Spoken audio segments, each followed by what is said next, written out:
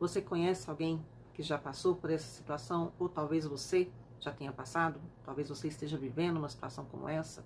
O que é o assédio moral? É uma exposição de alguém a situações humilhantes e constrangedoras de padrão repetitivo e prolongado. Então, assédio moral é crime. Foi aprovado desde 2019, uma lei que demorou praticamente 18 anos para ser aprovada. E é algo que vem acontecendo desde que o mundo é mundo, né? Então, vou explicar aqui um pouquinho sobre o assédio moral. Consta 4 tipos de assédio moral. O vertical descendente, que é aquele que é feito por hierarquia.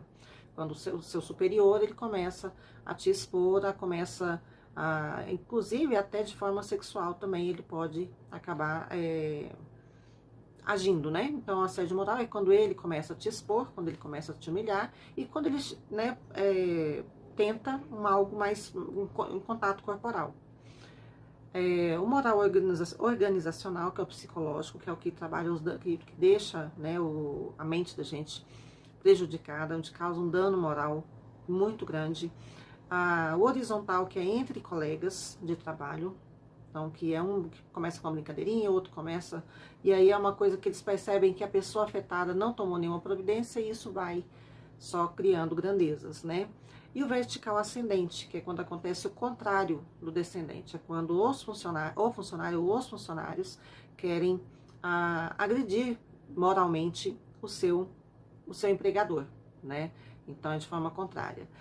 Isso é tão sério, isso causa um dano moral muito grande e psíquico também extraordinariamente grande e prejudicial, de forma que pode travar levar problemas para sua casa, você ter problemas com seu marido ou com sua esposa, com seus filhos, com seus pais, com seus amigos, porque você começa a ficar completamente danificado mentalmente com esses acontecimentos, né?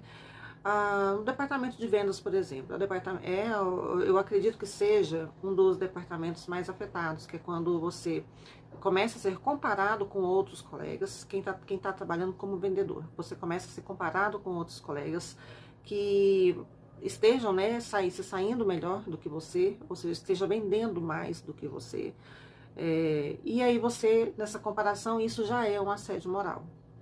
Então, quando o grupo de colegas começa a fazer com que o empregador passe por algum tipo de vexame, o tipo de roupa que ele veste, o jeito que ele anda, né? Então, tanto de forma descendente como de forma ascendente, é prejudicial, é crime, né? Que dá a reclusão de 6 meses a 2 anos, mais multa. Eu até acho pouco, porque isso é um dano cerebral muito grande que acontece na vida de algumas pessoas.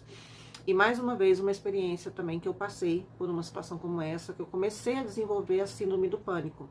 Eu trabalhei no departamento de vendas de uma empresa de armários planejados, uma época, e o gerente a pessoa que era o gerente dessa empresa na época, fazia reuniões e fazia uma tortura emocional ali com todos, inclusive com os melhores vendedores da loja.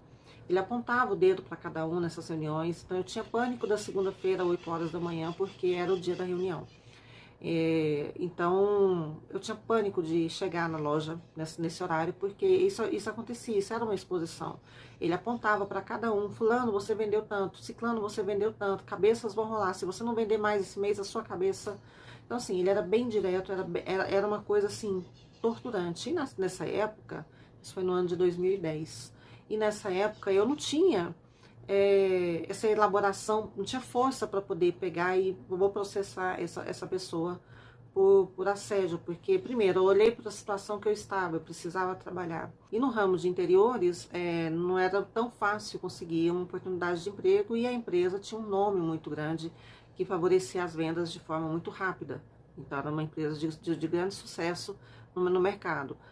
Porém, todos os funcionários passaram por esse tipo de problema, né, por esse tipo de situação. Eu digo os vendedores e projetistas, né? Então era algo que era muito vigiado, uma falta de respeito muito grande, invasão de privacidade, onde as pessoas mexiam nas suas coisas. Então era uma situação muito complicada. E eu me lembro que eu estava, na época, em um relacionamento, e eu fui almoçar no restaurante e eu perdi a pessoa de vista. perdi a pessoa de vista e eu não estava me sentindo bem nesse dia. Não me sentia bem nesse dia, até que eu quase nem consegui colocar comida direito no meu prato e fomos embora para casa.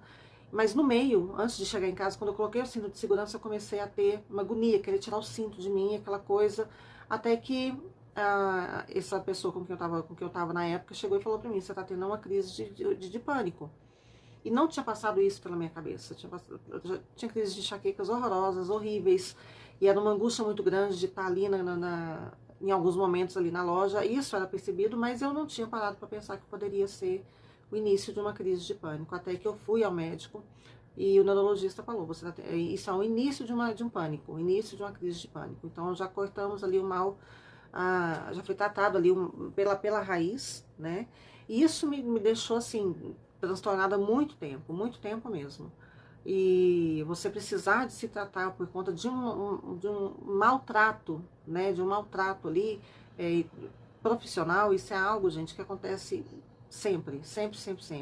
Todos os dias a gente vê alguém relacionando, reclamando sobre esse tipo de postura, né, o assédio moral e o assédio sexual também, que é onde a pessoa, né, já chega pra você, já quer ter o toque, já quer tocar em você, já quer mexer em você e te deixar numa situação extremamente desconfortável. Então, assédio é crime.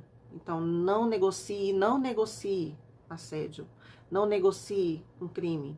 Então, denuncie. Não faça parte do grupo que negocia, né? Você pode pagar muito caro futuramente.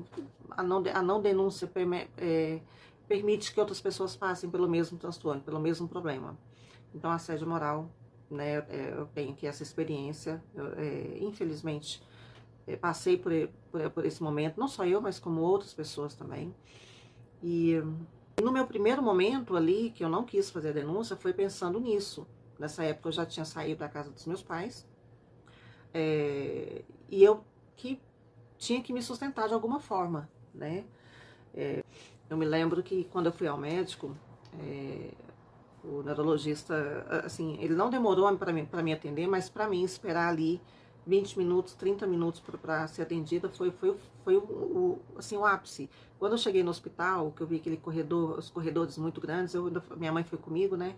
Eu ainda falei para ela que eu não conseguiria passar naquele corredor. Eu olhava para o corredor, para mim ele não tinha fim. E aí aquilo começou a aflorar um pouco mais em mim. Eu falei: poxa vida, eu tô lidando com pânico, né?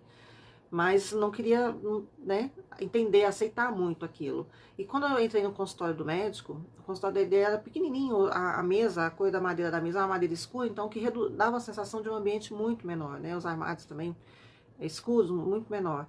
E eu me lembro que não foi nem eu que expliquei o que eu estava sentindo, foi minha mãe, porque eu acho que ela entendeu melhor, né? Entendeu ali o que estava acontecendo. E ele pegou e falou: isso é o início parece ser o início de um pânico. Pediu uns exames e passou a medicação para que eu me acalmasse naquele tempo, naquele período ali. Aí eu perguntei: quanto tempo essa medicação vai fazer efeito? Ele falou: em uns 3 ou 4 dias. Eu falei: duvido. Eu ainda bati a mão assim na mesa, eu falei: duvido, porque o que eu tava sentindo era tão ruim, mas era tão ruim, que pra mim aquilo ia me matar. E tava me sufocando aquilo. E eu lembro que eu voltei para casa e falei: 3, 4 dias é muito tempo, como eu preciso trabalhar, como é que eu vou fazer, né? E então, ou seja, me trouxe um dano psíquico muito grande. E não demorou muito tempo, eu saí dessa empresa e fui para uma outra que foi assim um presente de Deus na minha vida, né? Que eu fui muito bem sucedida nessa outra empresa.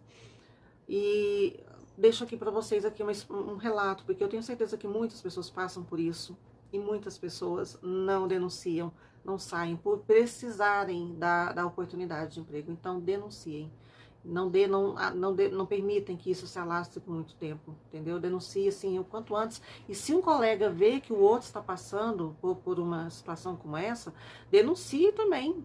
Denuncie também, não seja conivente com a situação. Denuncie, aprenda a ensinar o próximo a se enxergar o que está acontecendo de mal.